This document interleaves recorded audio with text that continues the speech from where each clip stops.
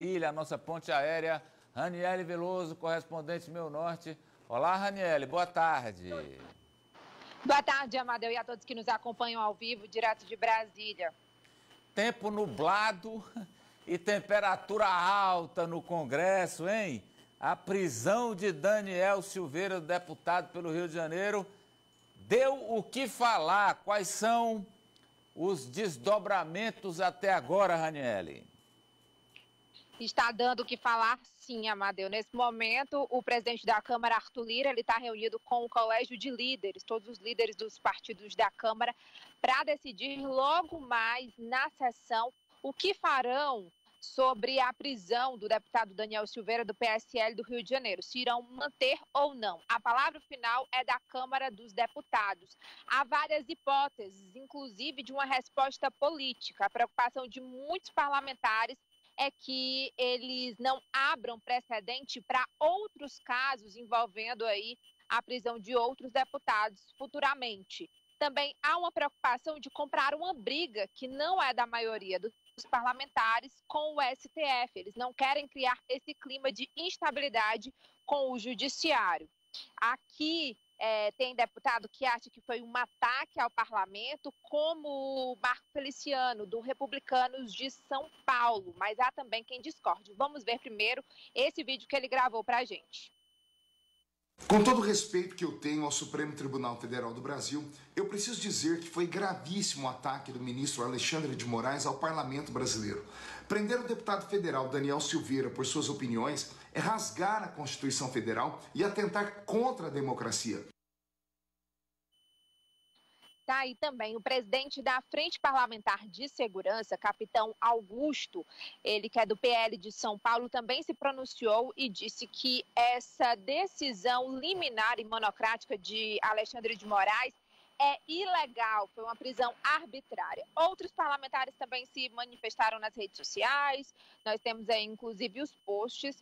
O líder do PSL na Câmara dos Deputados, Major Vitor Hugo, também já soltou uma nota dizendo que a prisão é ilegal porque o parlamentar a imunidade. Já o presidente nacional do PSL, Luciano Bivar, quer a expulsão de Daniel Silveira.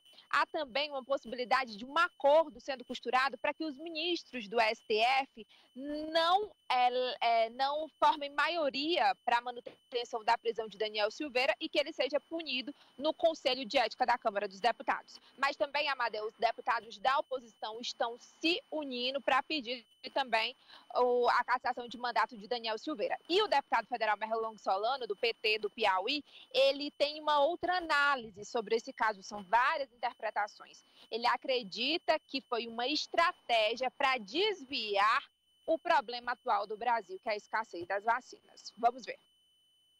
O deputado Daniel Silveira é brutamontes de recado do presidente Bolsonaro. Desta vez com dois objetivos. De um lado, retirar de pauta a falta de vacinas. A vacinação está parando em muitos municípios do Brasil por falta de doses, que o governo federal não cuidou de providenciar no tempo correto.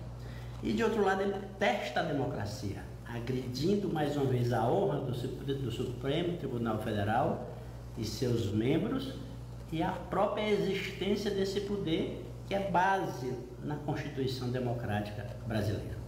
Eu entendo que a imunidade parlamentar não protege o ataque à honra das pessoas e muito menos o ataque à democracia. A democracia tem que dar uma resposta à altura. O crime cometido pelo deputado Daniel Silveira precisa ser punido com a perda do mandato parlamentar. Não podemos ter no Congresso Nacional um parlamentar que agride a democracia brasileira. E agora, por último, a deputada Fernanda Melchiona, do PSOL do Rio Grande do Sul, que já foi líder do partido, fala sobre essa união da oposição contra Daniel Silveira. Que imunidade parlamentar não é salvo-conduto para o cometimento de crimes. O que o Daniel Silveira fez é um crime. Por isso, a manutenção da sua prisão é urgente e, mais do que isso, a cassação desse mandato. Não é admissível que um deputado federal que jurou cumprir a Constituição Federal atente sistematicamente contra a Constituição Federal, contra as liberdades democráticas, contra o Supremo Tribunal Federal. Por isso, nós estamos exigindo a manutenção dessa prisão e lutaremos para que assim seja na votação do plenário da Câmara, e o PSOL, com os demais partidos de oposição, ingressará no Conselho de Ética exigindo a cassação do mandato desse cidadão. Só para complementar, Amadeu, há informações de bastidores que eu colhi que Daniel Silveira teria feito motivou a prisão dele em flagrante e inafiançável, por isso que ele foi preso, porque ele é parlamentar e realmente tem imunidade, para impressionar o presidente da República, Jair Bolsonaro, que não estava com relação tão boa. Motivo, eleições de 2022. E só para contextualizar, quem não acompanhou, Daniel Silveira foi preso ontem à noite, por volta das 11h30, ele passou a noite na carceragem da Polícia Federal no Rio de Janeiro. Ele que é investigado em 2 inquéritos no STF, que é o dos atos antidemocráticos e também o das fake news. Ontem ele gravou um vídeo atacando os ministros do Supremo, também fazendo apologia ao AI-5, que é o ato institucional mais duro da época da ditadura, e também incentivando o fechamento do Supremo e o uso até de outras forças. Amadeu. Para a gente completar o assunto, não é, Ranieri? Daqui a pouco, hoje à tarde, o Supremo se reúne, não é, o Pleno, e outros ministros vão referendar, a tendência é essa, o decreto de prisão do ministro Alexandre de Moraes. E a Câmara, o presidente reúne líderes, né? E provavelmente amanhã vai avaliar essa decisão, se a Câmara vai autorizar ou não a prisão, concorda ou não, é o que está na Constituição. A Câmara tem 24 horas, depois de receber o decreto da prisão do deputado, a Câmara tem 24 horas para se manifestar, se concorda ou não com a prisão, e é isso que o país aguarda até amanhã, essa decisão da Câmara, além do Supremo, também da Câmara. Ranieri, agora... Só observação, Amadeu. A última observação sobre esse assunto, informação importante, é que agora, na abertura da sessão do STF, o presidente da Corte, Luiz Fux, ele vai fazer um discurso bem forte, defendendo o Supremo Tribunal Federal e também defendendo o ministro Alexandre de Moraes. Como você falou, a tendência dos outros ministros é acompanhar essa decisão liminar de prisão preventiva. Além disso, os ministros, eles esperam que Arthur Lira, o presidente da Câmara, não passe a mão na cabeça de Daniel Silveira e eleve o tom na decisão. Bem, o Supremo já vai começar, já começou a reunião? Não, é 3 da tarde, exatamente, né? Agora à tarde, às 15. 3 da tarde que o Supremo se reúne tudo.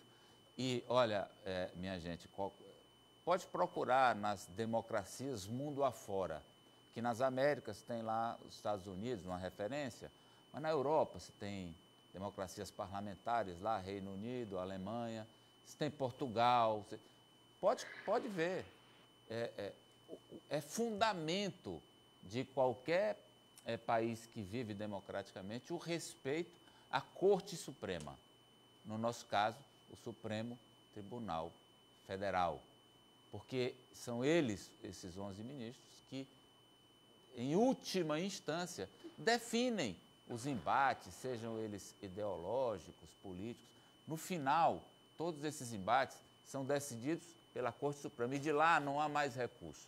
Portanto, é princípio da democracia esse respeito que todos devem ao Supremo Tribunal Federal, independente de qualquer caso que esteja em análise.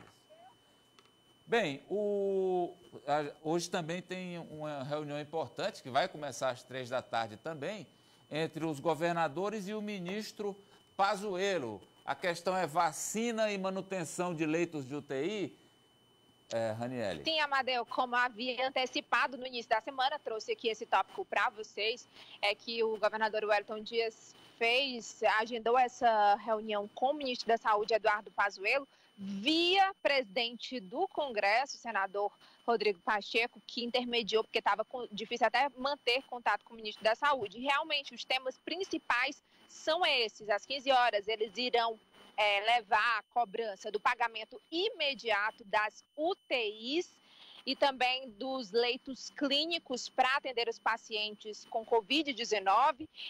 De acordo com o governador Wellington Dias, de 15 mil leitos vão passar aí para 3 mil leitos. Isso não atende à demanda do país. Além disso, eles querem um cronograma detalhado da entrega das vacinas para cada estado, com a previsão da quantidade de vacinas que serão distribuídas e a data para cada mês. O governador Wellington Dias, ele também quer que o ministro converse logo com o presidente Jair Bolsonaro para que ele sancione aquela medida provisória que foi convertida em projeto de lei, será convertida em lei, para a Anvisa autorizar imediatamente vacinas que já foram autorizadas por agências internacionais, que é o caso da vacina russa Sputnik.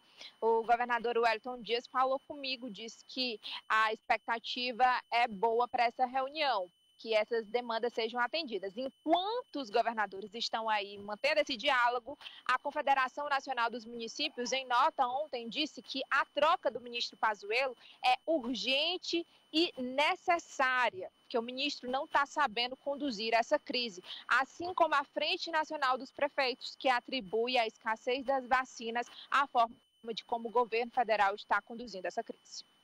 Obrigado, Raniele Veloso, ao vivo de Brasília, nossa correspondente Meu Norte Brasil. Olha, você já conhece a Jupi Alimentos? Olha,